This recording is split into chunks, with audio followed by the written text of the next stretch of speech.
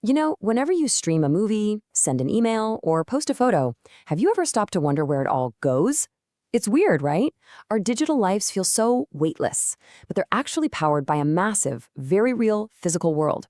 So today, we're going to pull back the curtain and explore the real engine room of the internet, the data center.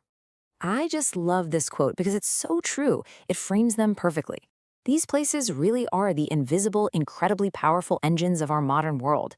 So let's get under the hood and see exactly what makes them tick.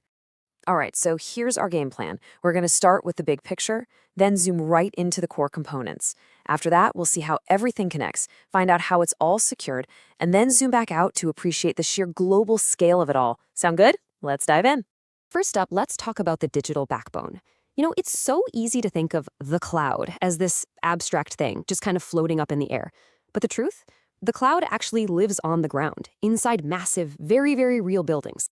And honestly, this is what I find so fascinating. Every single thing you do online, everything, from shopping to working to connecting with your family, it all depends on these colossal facilities. They aren't just a part of the internet, they are the actual physical foundation of our entire digital world. So, what's actually inside one of these powerhouses? What does it look like? Let's zoom in and take a peek at the core components that make all the magic happen. Okay, at the very heart of it all, you've got servers. And you can forget your desktop computer at home. These things are incredibly powerful machines, totally stripped down to their most essential purpose. We're talking no screens, no keyboards, just pure, raw processing power. They are the workhorses that store and deliver all the data that fuels our internet. But here's where things get really, really clever.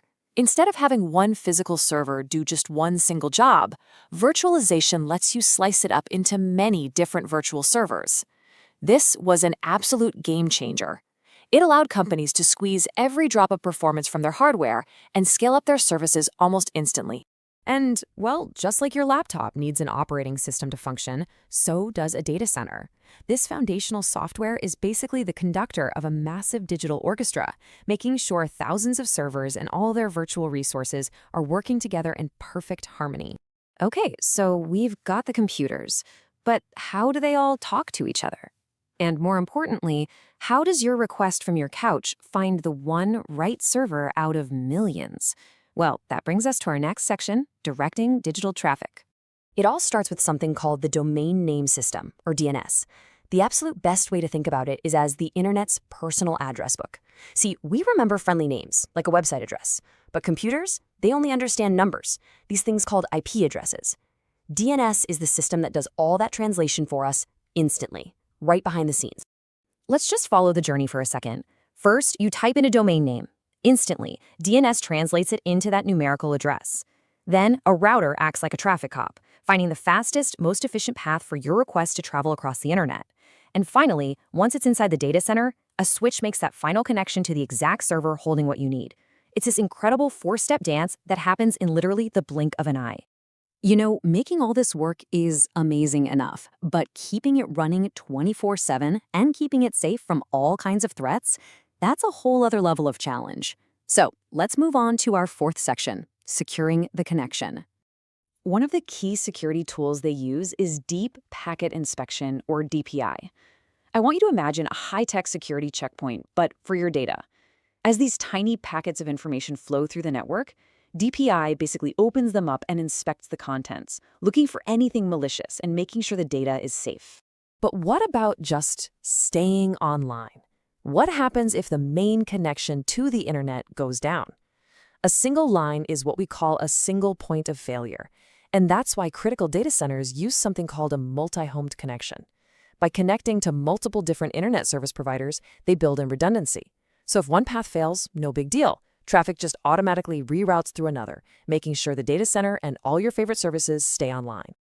So we've seen the hardware, we've seen the software, and we've seen the security inside a single data center. For our final section, let's zoom back out and really appreciate that this isn't just one building. It's a truly global network. And I mean, this network is truly global. Of course, you've got the tech powerhouses like the United States with its massive, extensive infrastructure. But you've also got major players like Canada, catering not just to growing demand, but also to this crucial need for what's called data sovereignty.